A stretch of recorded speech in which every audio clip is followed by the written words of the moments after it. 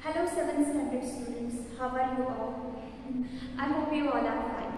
After Diwali vacation, this is our first session and without wasting our time, we are going to start our syllabus of second term with the topic number 7 and the name of that topic is congruence of triangles. So my dear students, please open your textbook, page number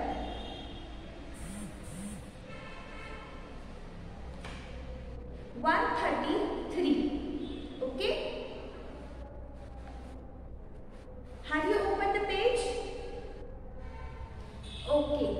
On this page, you can see there are many pictures. Okay? And now we are going to learn this congruence term because in our name of the topic, we are reading that congruence of triangles. So with the help of this diagrams, with the help of these pictures, we are going to learn what is the exactly mean of congruence. Okay? Now you can see this figure 7.1. There are the two stamps of same denominations. Okay? You can place them on each other. And what do you observe? Yes, you can observe that one stamp covers the other completely and exactly. Okay? So, this means that these two stamps are of the same shape and same size. Okay? Such objects are said to be congruent. If you take pages of your notebook and if you place them on each other, you will see that their angles and edges are exactly meet each other. They are very perfect, they are very same to each other. That means these pages are very congruent to each other. Now look at in figure 7.2, there are the four pictures. And can you now say if the following objects are congruent or not? Okay. In the first diagram, shaving blades are there. And you can see that shaving blades are of the same company. Okay. So these are congruent. Now the sheets of same letter pad. So okay, so these sheets are of same letter pads. That means they are congruent to each other. Before that, I have given one more example that if you took two pages of your notebook, now you have to take two pages of different books. Okay, and when you will place on each other, you will see that one is bigger and one is smaller. So these are the same. If angles are same but their sides, their edges are not same. So that pages will be not congruent. As like that, this letter pad, these pages of letter pads consisting of only one letter pad. So because of that reason, these pages are congruent. The third one, biscuits are in the same packet.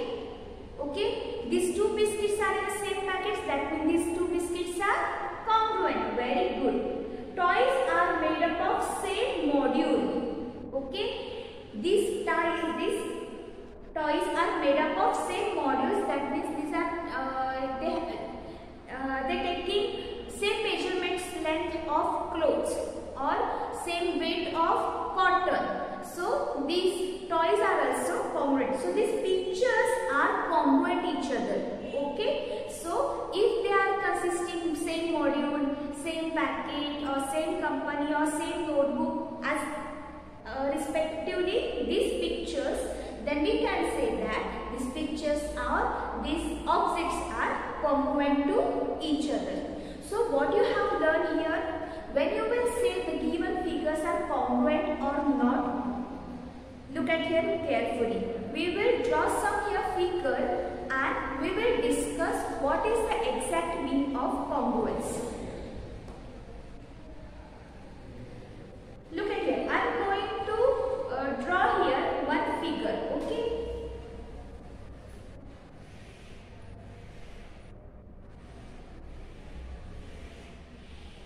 I will give name here F1 and here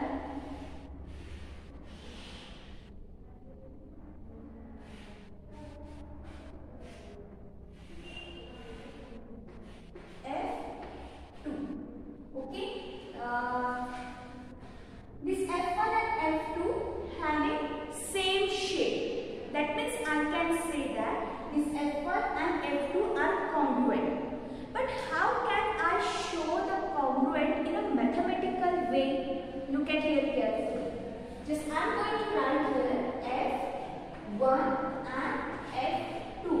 And I know that these two figures are congruent to each other. So how can I show this congruency in a mathematical way? So you have to write in a horizontal way the letter S as like this way. And you have to put two horizontal lines below that horizontal S. So as like this way, you can show the congruency with the help of this symbol. Okay? Now, I will give you some examples of geometrical concept or terms related to figures. Okay? Look at here carefully. Just I'm here draw three segments AB, which is measures of 4.5 centimeter. Then CD, again 4.5 centimeter, and one more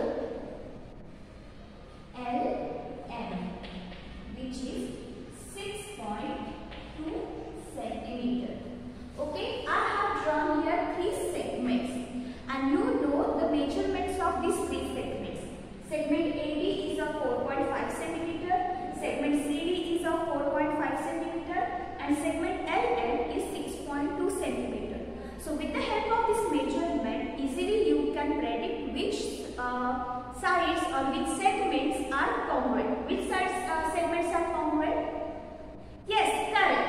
Segment AB and segment CD. But how we can write? When we are going to write the paper, time is very important. So while writing paper, we have to use the symbols. So for the segment word, we are going to use here symbol as like this. So we can write segment AB congruent to segment CD as like this way. Do you get this, students? Yes, very good. Okay, now we are going to learn about the congruency of angles. Okay, look at here carefully. Here I am going to draw four angles. Okay.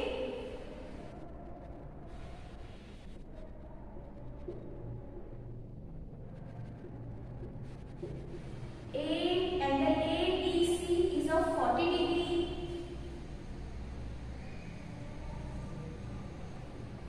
Angle X, Y, Z is of 120 degree. Angle PQR is again of 40 degree. And angle UVW is again of 120 degree. Now you can see this while drawing this angle, I have drawn here the sides in different measurements.